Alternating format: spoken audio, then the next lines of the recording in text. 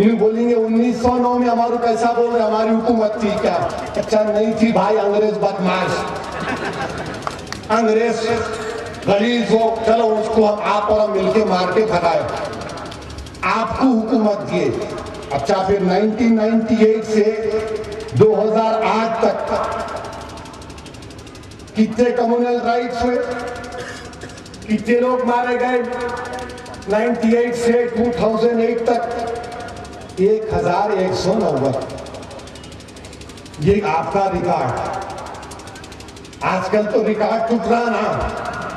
हमारा सचिन क्या खेला, 200 टेस्ट मैच खेलेंगे आप मुंबई में, वो भी रिकॉर्ड, ये भी रिकॉर्ड। 1192 लोगों की मौत हुई 98 से लेके 2008 तक। फिर भी आप सेकुलर, हम कम्युनल। श्री कृष्णा कमीशन की रिपोर्ट बरफदान में पड़ी हुई है। मरने वाले कौन है? मरने दो, मरने वाले के खून की कीमत नहीं है, जानवर की कीमत है, बड़े की जानवर की कीमत है, हमारे इंसानों की कीमत नहीं है। मैं बड़ा जानवर वो नहीं बोल रहा हूं, दूसरा बोल रहा हूं। जो पुलिस वाले समझ रहे, जो आईबी वाले समझ रहे, वो नहीं, दूसरे जानवर की बात कर रहे। बकरा भी जानवर है ना।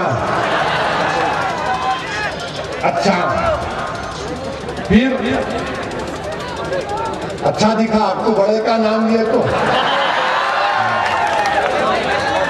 अच्छा फिर आप देखो, मालेगांव का बम ब्लास्ट हुआ, 2 बम ब्लास्ट हुए। मालेगांव में बम ब्लास्ट हुआ है, मस्जिद में हुआ नहीं हुआ, दूसरी मर्तबा भी हुआ नहीं हुआ। बंबई के ट्रेन में बम ब्लास्ट हुआ। औरंगाबाद में हथियार मिले। अच्छा मिले। अच्छा फिर वो जेल में थे मालेगांव में हमारे 9 बच्चे, उन्होंने मुसलमान है मगर हिंदुस्तान के शहरी है ना। 9 बच्चे। एटीएस क्या बोली? इनू करे, कौन करे? मुसलमान, मुसलमान तुम्हारे बोले। बच्चे जेल में थे, अच्छी बात। पुकारा हुआ, शोर मचा, सीबीआई को केस गया सीबीआई को। सीबीआई बोली नहीं, ये बच्चे 9 नहीं करे, कौन करे? तो सीबीआई बोली लोकेश शर्मा, धन सिंह, राजेंद्र चौधरी, मनोहर, इनू करे। मैं नहीं जानता कौन है इनू, शैताना है ये, इतना तो बोल सकते। 153 अप्लाई नहीं होता इसमें। जो भी दहशतगर्द है, अजमल कसब भी शैतान था, अजमल कसब भी शैतान था, 6वां सजा हुई। मगर ये लोग कौन थे? बड़े शैतान। किसके बच्चे हैं ये? किसके घर में पले? मोदी बोले कुत्ते का बच्चा, इन्हों किसके बच्चे? मोदी बोले ना कुत्ते का बच्चा, तो फिर ये बच्चे कुत्ते कौन बच्चे? काके बच्चे? किसके बच्चे? ये तो सुअर है ना, एनआईए चार्जशीट डाला नहीं डाला? एनआईए चार्जशीट डाले, क्या बोला एनआईए? ये लोग नहीं करे, 9 बच्चे नहीं करे, 9 बच्चों की बेल हो गई। मेरे को और आपको एक सवाल करना है कांग्रेस से, राष्ट्रवादी कांग्रेस से। अच्छा ये बच्चे नहीं करे, इन्हों करे। जब इन्हों करे तो 2 चीजें उठते ना। अगर मैं आप जो है मैं आपको ठहरा आके खींच के पकड़ मारा आपको, आप बोलते कहीं को मारा रे? तो आप बोलते मैंने मारा, इन्हें मारा। हाँ इन्हें मारा। मैं जाके पुलिस को बोलता हूँ, अरे मेरे को मारा, मेरा दांत टूट गया। पुलिस वाले क्या बोलते? अच्छी बात है, अरेस्ट करके 70B का चालान करके दांत टूटा दो, 307 लगाते। ये हमारे को मालूम, याद हो गए, रख गए, देखते। बाद में मालूम होता इन्हें ने मारा, मैं मारा। तो आप क्या करते? अफवाह, गलत आदमी को पकड़े भाई, अब असल आदमी को पकड़ो, आप असल आदमी को पकड़ते, उसके बाद आप क्या बोलते, अच्छा असल आदमी को पकड़ लिए, पुलिस कैसा गलती करी, पूछते नहीं पूछते भाई, एटीएस कैसा गलती करी, एनआईए बोल रही मुसलमाना नहीं करे, एटीएस बोल रही मुसलमाना करे, गलत अगर है तो एनआईए का काम ये था कि डिस्चार्ज पिटीशन डालना कोर्ट में। लीगल लैंग्वेज में क्या बोलते हैं, कानून की जबान में डिस्चार्ज पिटीशन के ये बच्चों पे से केस उठवा करो। अच्छा एनआईए नहीं करी, वो मरकजी हुकूमत के तहत है, मान ली, एटीएस तो आपके मातहत है ना, आप उनको बोलना था, वो भी नहीं करे, बच्चे खाली बेल पे निकल गए, केस पेंडिंग है। अच्छा ये हो गया। जब एनआईए ये बोल रही कि मुसलमानों ने किया, इन लोगों ने किया, अभी जो नाम पड़ा, तो एटीएस के खिलाफ एक्शन नहीं लेते आप। कैसा इन बच्चों को जेल में डाले, कैसा इनको जेल में रखे? क्या कांग्रेस, राष्ट्रवादी कांग्रेस वालों, क्या तुम में इंसानियत मर चुकी है? क्या हमारा जेल में रहना बेकसूर बच्चों का, क्या तुम्हारे पेट में औलाद नहीं है? क्या तुम्हारे घर में बच्चे नहीं है? अरे मैं भी बाप हूं, अगर मेरे बच्चे को बुखार आता तो परेशान हो जाते। अरे सोचो थोड़ी देर के लिए मेरे भाइयों, पर बनी के मेरे गयूर भाइयों, 6-6 साल वो बच्चे जेल में थे, एक रात उस बच्चे की माँ, उसका बाप, उसकी बीवी, उसके बच्चे कैसे गुजारे होंगे। और याद रखो हुकूमत, तुम अगर इंसाफ नहीं करोगे तो मेरा रब करेगा, अल्लाह करेगा इंसाफ, और ऐसा इंसाफ होगा। आप इंसाफ नहीं करते। क्या एटीएस के लोग कहां से पकड़े बच्चों को, कैसे पकड़े, पूछो ना। हम आतंकवादी, हम भड़काऊ भाषण। अब असउद्दीन ओवैसी के बाजू सोचो, लिख दूं भड़काऊ भाषण। एटीएस के खिलाफ एक्शन नहीं लेते। अरे कुदरत इंसाफ करेगी जी। कोई गरीब, चाहे हिंदू या मुसलमान या सिख या दलित हो, अगर हुकूमत इंसाफ नहीं करेगी तो अल्लाह करेगा। जो जिसके बच्चों को जेलों में रखे और उन बच्चों की माएं रातों में रोई, तो याद रखो उनका एक एक आंसू, गरीब का आंसू, अल्लाह के उसको हिला देता। अल्लाह की रहमत जोश में आएगी। जहां पर वो गफूर रहीम है, वो सत्तार है, वो गफ्फार भी है। और याद रखो अल्लाह इंसाफ करेगा। अरे अगर हमारी हुकूमत नहीं, हमारे से इंसाफ नहीं होगा तो हम सिर्फ अल्लाह के बारगाह में हाथ उठाएंगे, परवरदिगार हमसे नाइंसाफी इसलिए की जा रही है कि हम तेरे हबीब के मानने वाले हैं, हम तौहीद का इकरार करने वाले, तू हमारी लाज रख ले। अल्लाह हमारी लाज रखते आया, वही हमारी लाज रखे। इसीलिए हम बोलते हस्बुनल्लाहु व निअमल वकील व निअमल मौला व निअमल नसीर। एटीएस के खिलाफ कोई एक्शन नहीं। क्या ये भी भड़काऊ भाषण है? 153 ये है, 295 है, बताइए आप। अच्छा ये हो गया। एनआईए बोल दिया कि 9 बच्चे नहीं करें। एटीएस क्या करी महाराष्ट्र की? इसमें से मैं ज्यादा तैयारी करके आ, थोड़ा बर्दाश्त करो मेरे को, नहीं तो तुम नहीं सुने तो बहुत तकलीफ होंगी मेरे को।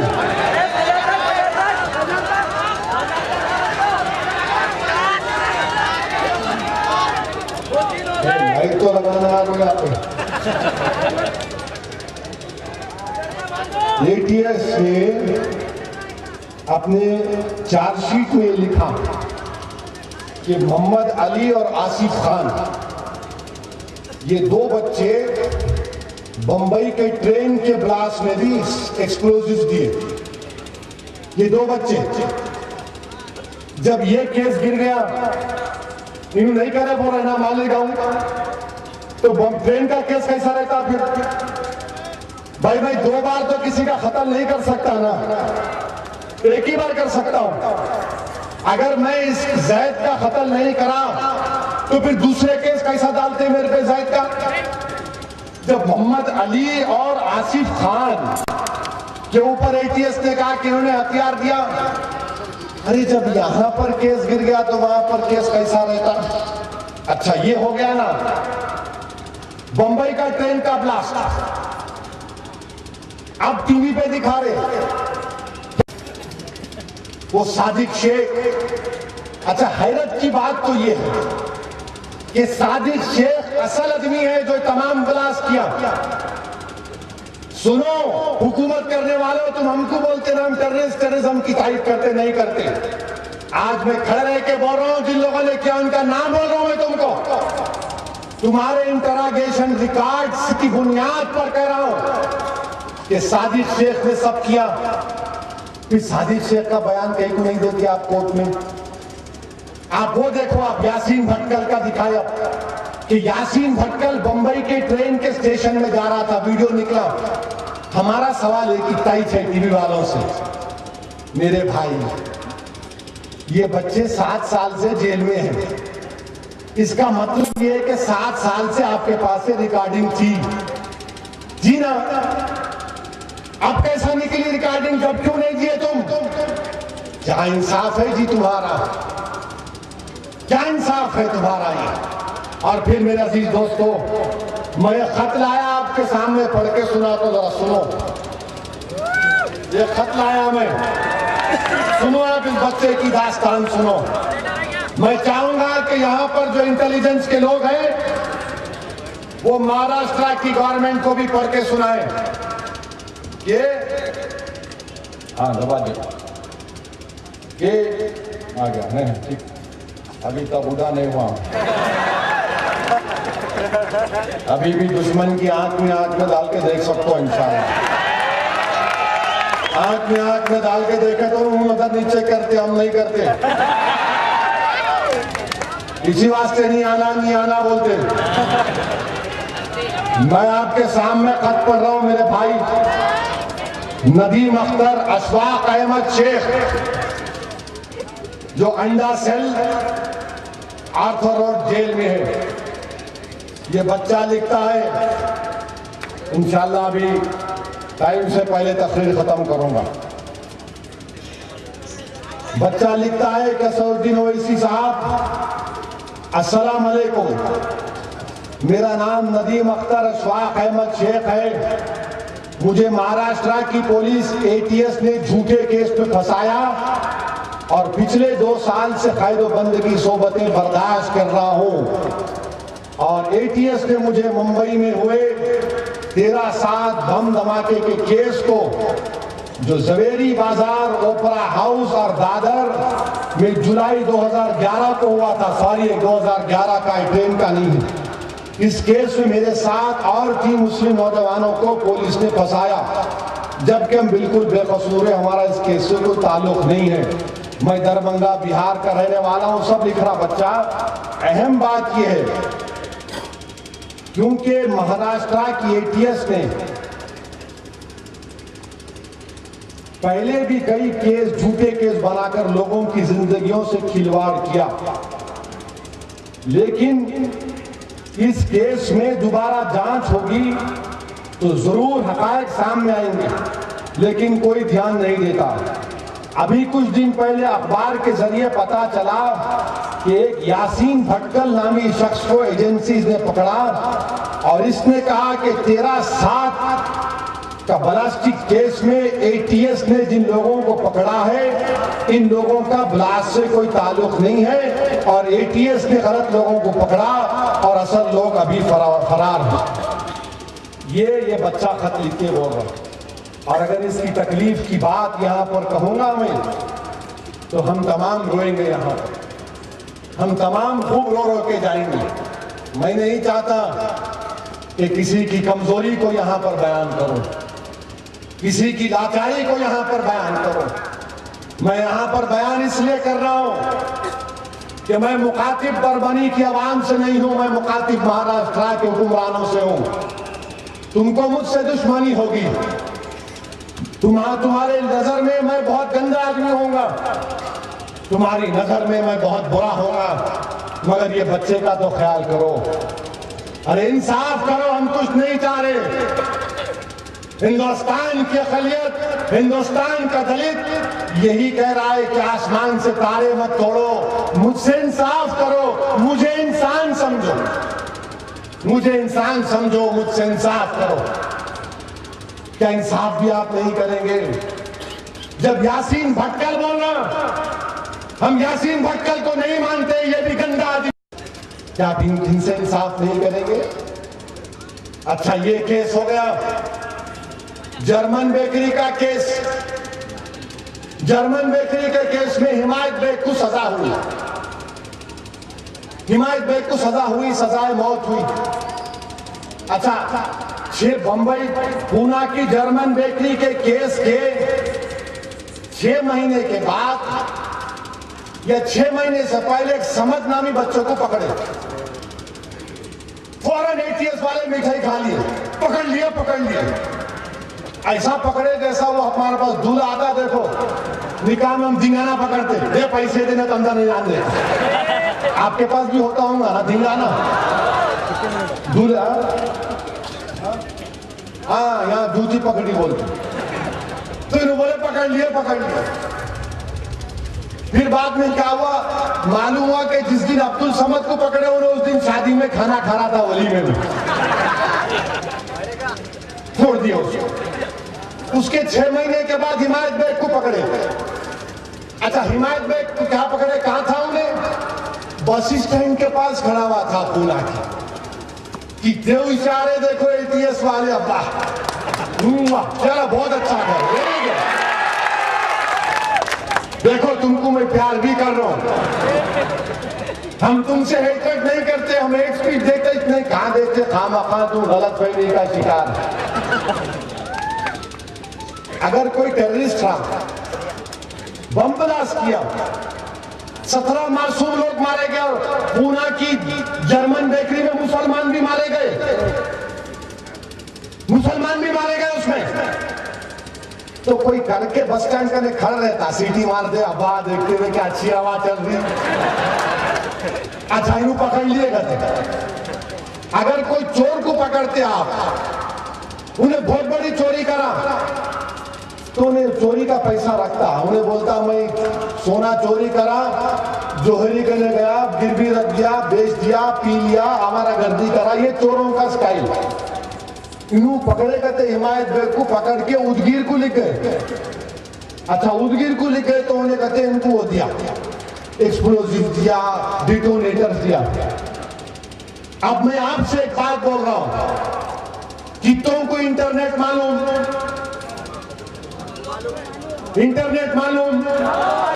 यूट्यूब पे तो अकबर अवैसी की सुने होंगे। यूट्यूब ही परेशान कर दिया रे भाई हमको।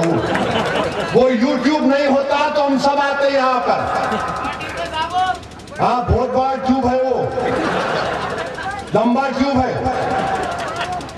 तो आप इंटरनेट पे गुलेल.com, गुलेल मारते रखो, मारे कभी गुलेल, तो गुलेल.com वेबसाइट पे जाओ, वहां पर एक स्टिंग ऑपरेशन हुआ।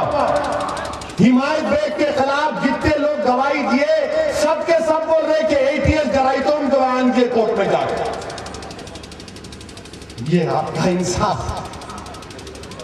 तीसरी बात ये कि एटीएस ये बोलती कोर्ट में, अब हाई कोर्ट में आएगा पूरा इंशाअल्लाह, एटीएस ये बोलती कि पूना से औरंगाबाद, जावेद कुरैशी साहब, पूना से औरंगाबाद 235 किलोमीटर, 235 मिनट।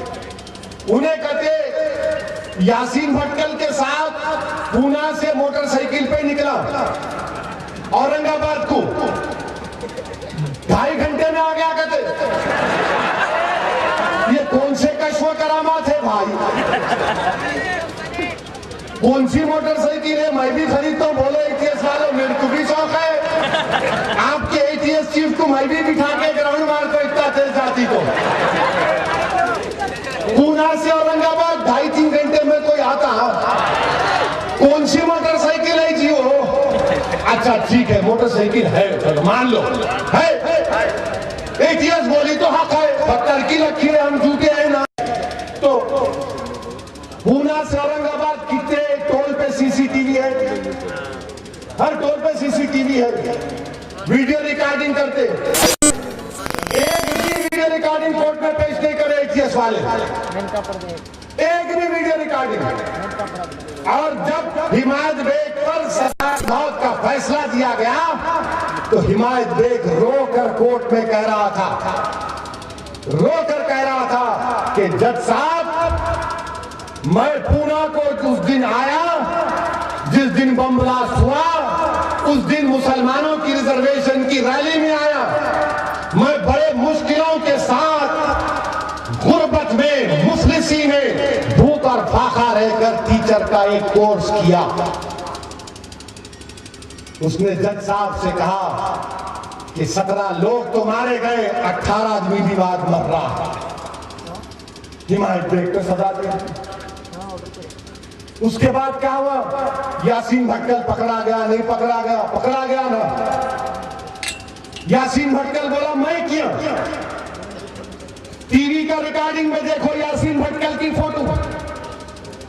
यासीन भटकल बोला कि मैं और खतील सिद्दीकी किए।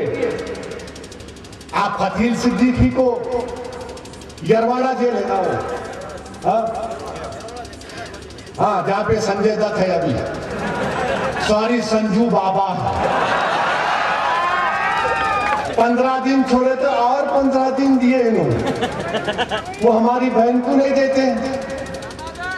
कहीं को भाई, आप क्या उनके पिक्चर देखते? आप मुन्ना भाई के फैन हैं। वो बच्ची भी एक औरत है ना, उसको भी देना था फरलो। ठीक है, उस जेल में, टॉपिक पे आ रहा हूं, उस जेल में खतील सिद्दीकी और यासीन भटकल मिलके जर्मन बेकरी का बम ब्लास्ट की। ये मैं नहीं कह रहा हूं, बेंगलुरु की पुलिस की इंट्रोगेशन रिपोर्ट, दिल्ली पुलिस की इंट्रोगेशन रिपोर्ट, ये दोनों बोल रही, खाली महाराष्ट्र के एटीएस नहीं बोल रही। अच्छा, खतील सिद्दीकी कुछ जेल में कत्ल कर दिए, क्या बोले कि कोई तो वो वायर आता, वायर से दे दिए। अच्छा, वायर से दिए तो वायर कहां गया भाई? वायर तो मिलना ना जेल में, तो नहीं मर, वायर भी गए। ये क्या हो रहा है? इसीलिए बंबई के हाई कोर्ट में एक बहुत बड़ा जर्नलिस्ट है दिल्ली का, जो गुलेल.com चलाता है, उसका नाम आशीष कैतान है। लोग कहते हैं हिंदुस्तान में सेकुलरिज्म खत्म हो गया, मैं कहता हूं अभी सेकुलरिज्म जिंदा है। आशीष कैतान के रूप में सेकुलरिज्म जिंदा है। महाराष्ट्र हिंदुस्तान का मुसलमान आशीष कैतान को सलाम करता है कि आशीष कैतान ने मुंबई के हाईकोर्ट में रिट पिटीशन डाली, इंक्वायरी करो ये सब चीजों का। ये आशीष कैतान की रिट पिटीशन पढ़ के बोल रहा हूं मैं आपको। ये तो पुलिस वाले बोलेंगे यूं दास्तान लिख रहे हैं यहाँ पर, मैं स्टोरी नहीं लिखता भाई। अच्छा, हैरत की बात तो ये है कि सादिक शेख को बंबई की क्राइम ब्रांच बोल रही, इन्हें किया, एटीएस बोल रही नहीं किया। अरे क्या तुम घर में एक नहीं है? तुम एक ही है ना, वो नहीं होता। इसीलिए मेरे अजीज दोस्तों, हर महाज पर ये राष्ट्रवादी कांग्रेस, ना हमको हमारा रिजर्वेशन मिलता, रिजर्वेशन दो ना महमूद रहमान कमेटी का। और मैं आपसे कह रहा हूं महाराष्ट्र के गैयूर अवाम, अगर आपको रिजर्वेशन नहीं मिलेगा तो आप पुकार कर कहो उन लोगों से, उन राष्ट्रवादी कांग्रेस वालों से, वोट नहीं तो वोट नहीं, वोट नहीं, वोट, रिजर्वेशन नहीं तो वोट नहीं। अगर तुम हमको रिजर्वेशन नहीं दोगे तो किसको दोगे? हर महाज पर हम नाकाम। और फिर हमारे सामने एक और चैलेंज, हमारे हर दशहरा की रैली में शिवसेना हमको गाली। अरे कहीं को हमारे पीछे पड़े भाई, नहीं मजलिस हैदराबाद से आ रहे। अरे ये तो मुझे बताओ कि मैं आपके परभनी में